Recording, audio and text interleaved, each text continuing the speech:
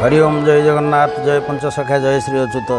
आज आम पहुँचे जो नेमालपीठ पद्मवन धाम महापुरुष अच्युतानंद पीठ जे अच्युतानंद महापुरुष को प्राय समग्र विश्व में समस्ते जानी सारे से होती मालिकार लेखक आउ मालिका को संपूर्ण भाव से लेखि थोई दे जाइछंती जहाँ ये तीन कालर कथा तीन पुरर कथा सबुगुड़ाक वर्णना करी महापुरुष लिखिं। आज तांकरी पीठरे ये जो कुमार पूर्णिमा उत्सव उपलक्षे नित्य राहस निर्माण कराई। महापुरुषंकर परंपरा अच्छी ये नित्य राहस, तेणु महापुरुष सही कथा कहले शिवकल्प नवनिर्घंट कहले नित्यरु अनित्य अनित्यरु नित्य भूमि नाम नानाकार प्रकृति विकृति आकृति सुरति ये सब कृष्ण विजय विहर।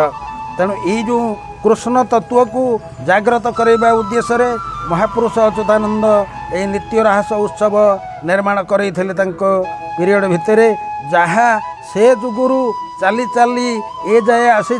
आज भी भक्त वृंद मान एकत्रीकरण होती ये नित्य राहस उत्सव ये जो नित्य राहस चली एमती आवाहन कालू चली महापुरुष निर्माण करते ये द्वादश गोपाल को धरिक ये नित्य राहस क्रिया जहाँ कृष्ण नाम प्रचार पाई जितेबाला महापुरुष उद्यम करते नित्य राहस माध्यम लीला तत्व को प्रचार करी प्रकाश करी ये लीला आरंभ करते जहाँ से जुगुरु ए पर्यंत ए पद्मवन धाम नेमालपीठ चली आगु को चालू रहिबो। जय जगन्नाथ जय पंचसखा जय श्री अच्युत।